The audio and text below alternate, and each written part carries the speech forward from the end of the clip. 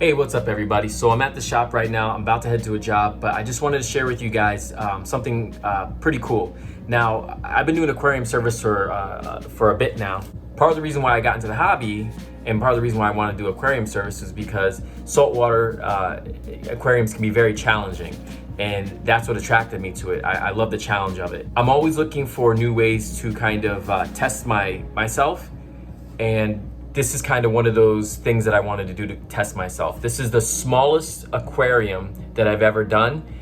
And when you have small aquariums, there's a lot of issues that can come with that because you're dealing with such a small amount of water. There can be, any slightest disturbance or fluctuations can be devastating.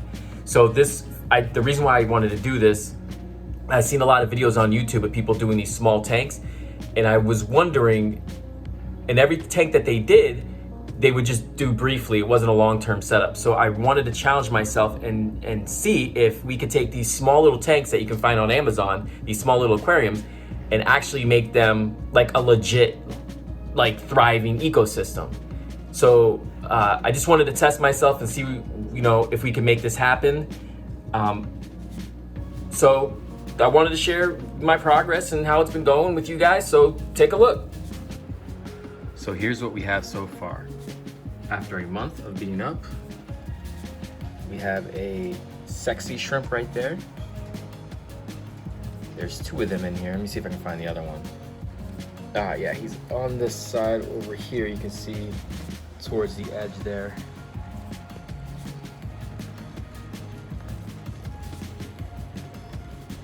You can see the other sexy shrimp right there, kind of moving about.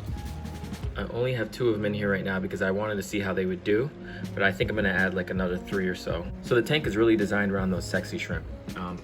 It's only about 7 inches wide. There's really not much room for a fish to be in here, so we're gonna keep it a shrimp tank. But because they're sexy shrimp, I got them some stuff that would help them do well in this tank, and one of those things was that rock flower anemone, which I really like. This rock flower anemone, that is it's got a yellowish look to it, which under blue lights it looks much better, which it would be cool. It would be cool if this had an option for just blue lights, but it has blue and white. Then back here we have some red macro algae.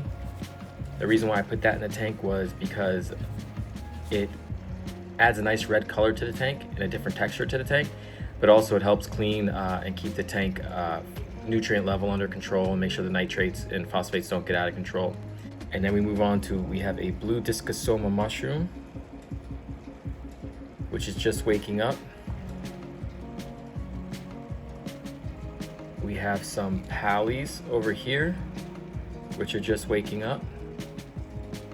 It's really nice green pallies. And you can see on the bottom here, already in the little bit of time they've been in here, they're starting to grow on the sand. So that was a frag plug. This right here was a frag plug, and you can see they're starting to grow down here, which is pretty cool. And then this Kenya tree started off as just a small little piece, and you can see he's growing tall enough to where I'm gonna have to take him out because he's actually busting through the top of the tank. There's just not enough height for him. So I'll end up taking him out and putting a smaller piece in.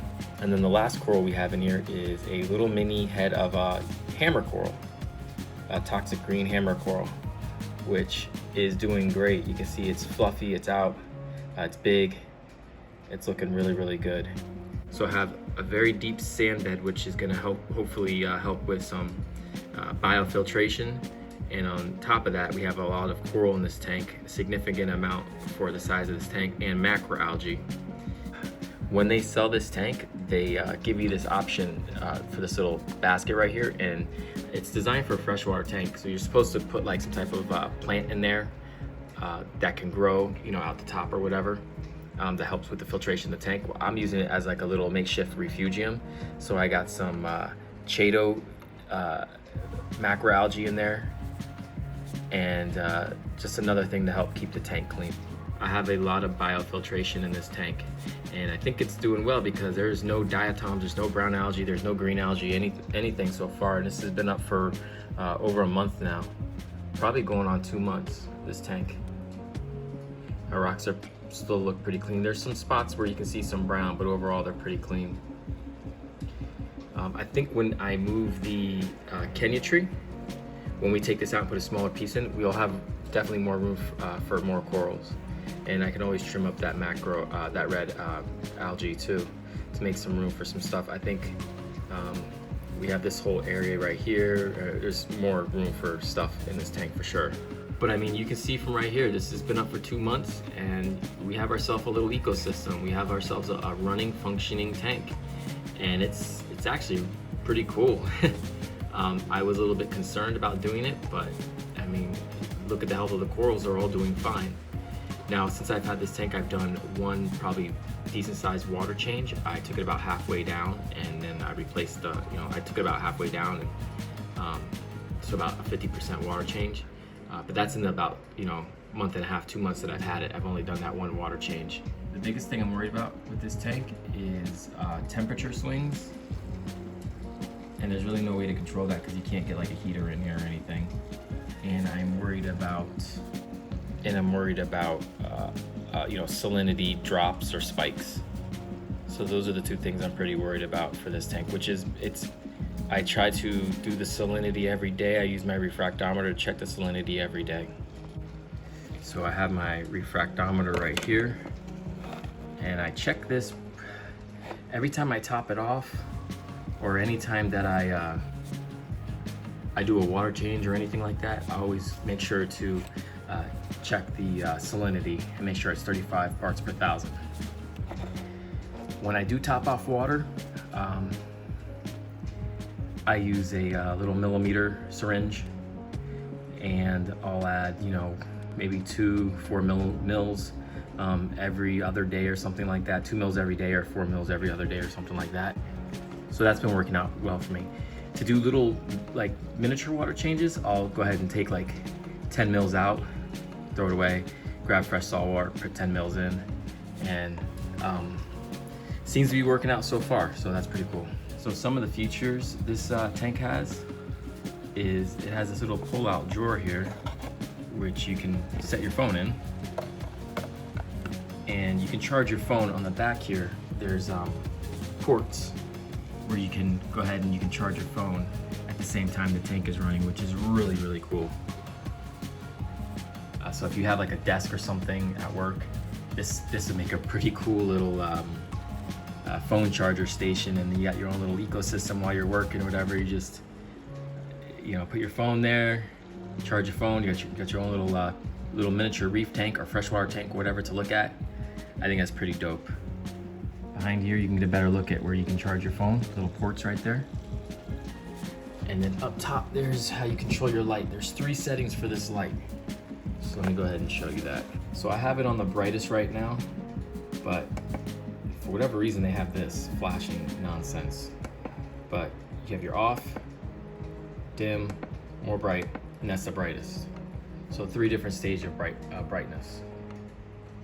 I don't know why they add that flashing thing. That's really obnoxious. I preferred they would have done like an all blue setting instead of that. That would have been a lot more helpful. As far as feeding goes, I just feed some of this shrimp cuisine. I'll just dump that in the tank, maybe 2 pellets or whatever. I try not to overfeed every day or every other day, and the shrimp seem to be doing fine with it. So going over the sexy shrimp real quick, these are shrimp that can be found in the Pacific and the Atlantic Ocean, different variations of them, and they have a symbiotic relationship with corals and anemones. They use them as, basically protection, kind of like you would see an anemone crab do, or like, kind of clownfish do. So they have that symbiotic relationship with corals, which is why I have some anemones and mushrooms in this tank. They seem to prefer the Kenya tree, I guess maybe because it offers a little bit more cover for them. You don't feel as vulnerable. But this is a shrimp that stays about this size. They don't get much bigger than this. Perfect for a tank this size. There's plenty of space for them in here, plenty of habitat for them to thrive and do well. They're a really hardy, simple shrimp to keep. Like I said, just be careful and be mindful of temperature. They're easy to keep. They eat pretty much any type of meaty pellet is fine for them. Frozen foods, fine, whatever. It all works, it's all good for them. Just make sure you don't have any fish in here, or if you do get them, make sure that you kind of don't have any fish that can eat them. Even small fish, like I have a sailfin blenny that went after my sexy shrimp. So you just gotta be careful. Just be careful what type of fish you keep them with. In this tank, we're not worrying about that because we're not putting fish in this tank. To go over how this tank works real quick, right here is the return section. You can see you got a little bit of micro bubbles in here. This is your return, and then over here is your overflow. And then that water goes into there, and then here is where all your filtration takes place. So it's almost like a miniature sump. It's actually pretty cool. So you have your overflow section, the water comes into here, you have your sponge filter media right here, and then you have your return section that pumps it back up. Other than that, I think we've been pretty successful with this tank. I'm excited about it. I'm happy to see that, you know, it's been doing well for this amount of time.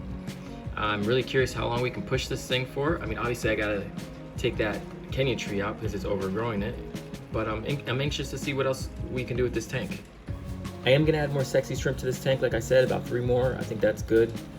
If there's any coral or anything that you guys think would be cool in this tank, or you have any suggestions that would be able to live in this tank relatively, you know, long term, so it doesn't quickly outgrow it, let me know in the comments. I think we can get some more zoopally types of things like that. Maybe even another piece of hammer would be cool. Maybe some rock flower anemone. But if you guys have any suggestions on what to add to this tank, I would love to hear it, because this is a bit of an experiment, and it's working out so far. So I take really good care of this. I'm on it every single day. So let's see how far we can push this thing. I'd be really, really interested to see what we can do with it going forward. This is the smallest tank that I've ever done, so it's definitely a challenge. I wish there was a way to have an automatic top off in here. I haven't figured it. I haven't really put that much thought into it. I'm sure I could, but there's a lot of risk to that too. So this is where we're at right now after closing in on the 2-month period.